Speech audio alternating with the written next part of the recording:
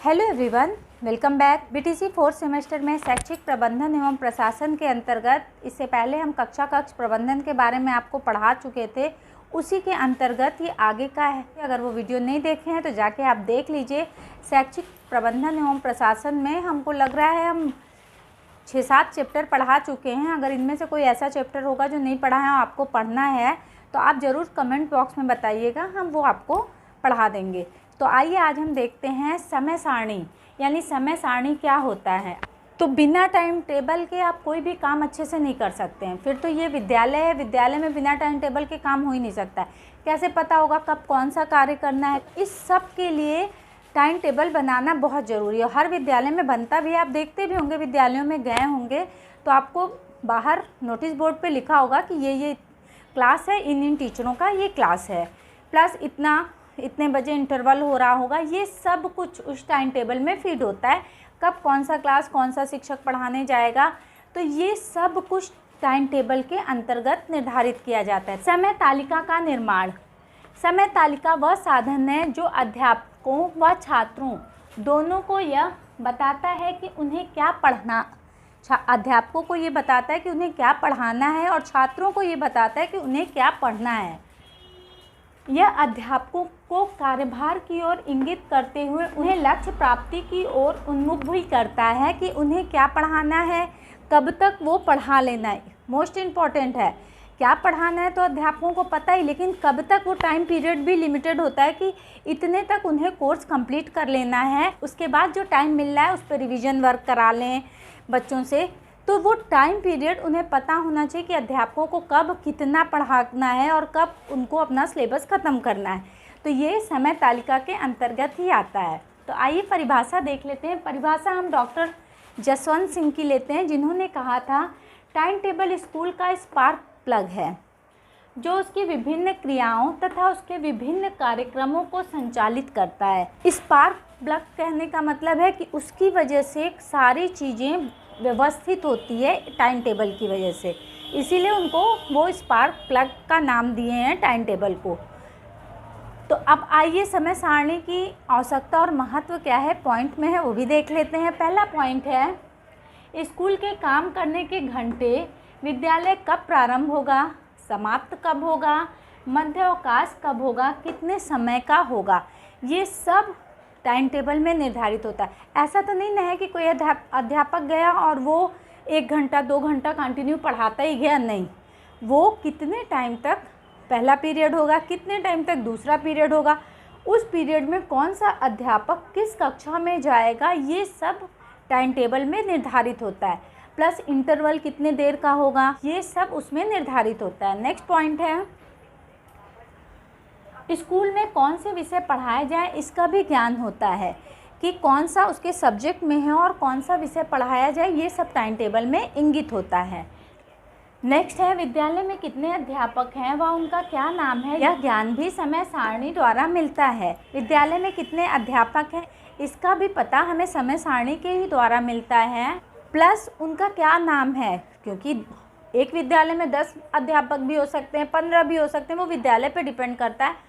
तो उनके नाम वगैरह भी समय सारणी, क्योंकि हम आपको बताया ना कि समय सारणी आपके नोटिस बोर्ड पे लग जाती है, वहाँ से देख के उन्हें पता होता है कि कौन सा क्लास किस अध्यापक का और किस विषय का है। तो वो टाइम टेबल के अकॉर्डिंग बच्चे जानते हैं कि ये इस टीचर का इतने टाइम पे क्लास है, वो उस क्लास को अटेंड करने चले जाते हैं। समय सारणी से ही बच्चों को पता चल सकता है कि किस अध्यापक को कौन सा सब्जेक्ट पढ़ाना है, उनका नाम क्या है। नेक्स्ट है अध्यापकों के मध्य कार्य का वितरण किस प्रकार किया जाए, ये भी समय सारणी में इंगित होता है। यानी अध्यापक का कार्य, ऐसा तो नहीं कि एक अध्यापक है तो 5 क्लास एक अध्यापक पढ़ा दे और दूसरा अध्यापक केवल 1 क्लास पढ़ाए, ऐसा तो हो नहीं सकता है।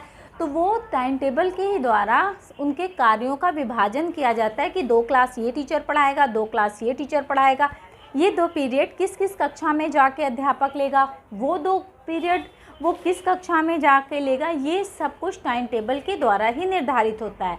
नेक्स्ट पॉइंट है समय तालिका द्वारा यह भी पता चलता है कि कौन सी कक्षा किस कक्ष में बैठी है, क्योंकि विद्यालय है तो ऐसा तो है नहीं कि 2 ही कक्ष होगा, 3 कक्ष होगा और केवल कक्षा 1-2, कक्षा 1 से लेकर इंटर तक के अगर बच्चे हैं तो ये समय सारणी के द्वारा ही पता चलेगा। कक्षा 9th के बच्चे किस कमरे में बैठे हों, यानी किस कक्ष में बैठे हैं, इसका पता भी आपको समय तालिका के ही द्वारा पता चल पाएगा। तो टाइम टेबल के ही माध्यम से ये पता चल पाएगा कि कौन सी कक्षा किस कक्ष में बैठी है। नेक्स्ट है कौन सा अध्यापक कब खाली होगा, इसका भी पता समय तालिका में होगा।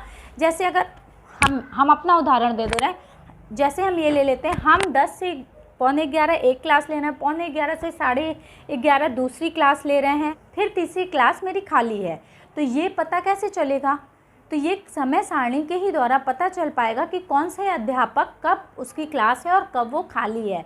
नेक्स्ट पॉइंट है आपका समय व श्रम का सदुपयोग होता है। प्रत्येक कार्य नियमित रूप से होते हैं, क्योंकि बिना समय सारणी के कोई भी कार्य समय से नहीं हो पाएगा, और इससे समय और श्रम दोनों बचता है। एक बार समय सारणी बनाई, ये सारे अध्यापक पढ़ लिया, उस अध्यापक को ये पता होना चाहिए कि किस कक्षा में उसका कौन सा पीरियड है, उतने टाइम वो पहुंच जाता है। तो एक्स्ट्रा समय भी नहीं लगता है, प्लस श्रम की भी बचत होती है और हर कार्य नियमित रूप से चलता है। नेक्स्ट पॉइंट है आपका पाठ्य विषयों में कठिनाई स्तर को ध्यान में रखकर समय तालिका में मनोविज्ञान के सिद्धांतों का अनुपालन किया जाता है। जैसे ये ध्यान दिया जाता है कि पाठ्य विषय जो कठिन है उसको समय सारणी में इस तरह से रखा जाता है कि बालक भी फिलहाल अपने ही उदाहरण दे रहे हैं, हम जब समय सारणी बनाते हैं तो इस चीज़ का ध्यान देते हैं जो कठिन विषय हैं। जैसे कठिन विषय में क्या ले लेते हैं, साइंस, मैथ, तो ये सब हम कोशिश करते हैं कि मॉर्निंग में, यानी जब सुबह बच्चा आ रहा है तो सुबह के 2 क्लास उनके टफ सब्जेक्ट पे जाए, फिर उसके बाद ऐसे सामाजिक विषय है या बाल विकास का है वो सब दोपहर के बाद जाए। क्यों? क्योंकि सुबह बच्चा बिल्कुल फ्रेश माइंड में आता है और जब वो चीज़ें पढ़ता है तो कठिन विषयों को बहुत जल्दी से वो ग्रहण कर लेता है, और इजी विषयों को हम बाद में रखते हैं। जब उसका माइंड थक जाता है, बॉडी थक जाती है, तो इजी विषय को अगर वो थोड़ा थोड़ा भी समझ रहा है तो बड़े आसानी से समझ लेगा। समय सारणी के द्वारा ही ये संभव है कि कठिन विषयों को कब रखा जाए ताकि बच्चा अच्छे से समझ सके। आइए देख लेते हैं कि शिक्षक डायरी क्या होती है और शिक्षा के क्षेत्र में उसका क्या यूज होता है। पॉइंट में है, पहला है वर्ष भर में विभिन्न कक्षाओं में पढ़ाई जाने वाले विषय सामग्री का विवरण होता है, यानी कौन कौन सी विषय सामग्री का इस्तेमाल कब करना है इसका विवरण शिक्षक डायरी में होता है। प्लस दैनिक साप्ताहिक यानी डेली के कार्यों का भी उल्लेख होता है, प्लस साप्ताहिक और मासिक कार्यों का भी उल्लेख इसमें होता है। नेक्स्ट पॉइंट है आपका समय सारणी कक्षा अनुसार तथा विषय अनुसार रहती है। जैसा कक्षा है और जैसे विषय हैं उसके अनुसार टाइम टेबल का निर्धारण किया जाता है। ये सब शिक्षक डायरी में रहता है। नेक्स्ट पॉइंट है छात्रों के नाम एवं पतों का विवरण भी रहता है कि कौन से छात्र का क्या नाम है, उसका क्या एड्रेस है, ये सब शिक्षक डायरी में इंक्लूडेड रहता है। नेक्स्ट है आपका संपूर्ण गतिविधियों का विवरण भी शिक्षक डायरी में मिलता है कि कब कौन सा क्या प्रोग्राम हुआ है, इस सब का विवरण भी शिक्षक डायरी के अंतर्गत होता है। नेक्स्ट है विद्यार्थियों की प्रगति संबंधित विवरण होता है कि कौन सा बालक किस साल कितना अच्छा ग्रोथ किया है, उसकी प्रगति का पूरा विवरण शिक्षक डायरी के अंतर्गत होता है। नेक्स्ट प्रतिभाशाली छात्रों की सूची होती है कि कौन सा बालक बहुत पढ़ने में तेज है, उसकी सूची इसके अंतर्गत आती है।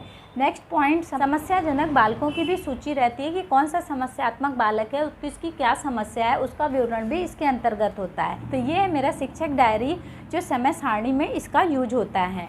मेरा एक और चैनल है एड्यूरिंग ब्यूटी नाम से, उसकी लिंक हम आपको डिस्क्रिप्शन बॉक्स में दे देंगे। वहाँ हम अपने ब्लॉग शेयर करते हैं, प्लस ऑनलाइन शॉपिंग के रिव्यू भी करते हैं। तो अगर आप हमसे कनेक्ट होना चाहते हो प्लस मेरी पर्सनल लाइफ के बारे में जानना चाहते हैं तो एक बार उस चैनल को जाके ज़रूर चेक कीजिएगा। और अगर आपको वो चैनल पसंद आ रहा होगा तो प्लीज़ उस चैनल को भी अपना सपोर्ट दीजिएगा, उसे सब्सक्राइब कीजिएगा, अपने फ्रेंड सर्कल में शेयर कीजिएगा। अगर ये मेरी वीडियो पसंद आ रही हो तो प्लीज़ इस वीडियो को लाइक कीजिएगा। मेरे चैनल पे फर्स्ट टाइम है तो मेरे चैनल को सब्सक्राइब कीजिएगा और इस वीडियो को ज़्यादा से ज़्यादा अपने फ्रेंड सर्कल में शेयर कीजिएगा। चैनल के ग्रोथ के लिए आपका सब्सक्राइब करना बहुत ज़रूरी है। तो चलिए अब अपनी नेक्स्ट वीडियो में मिलते हैं, तब तक के लिए गुड बाय।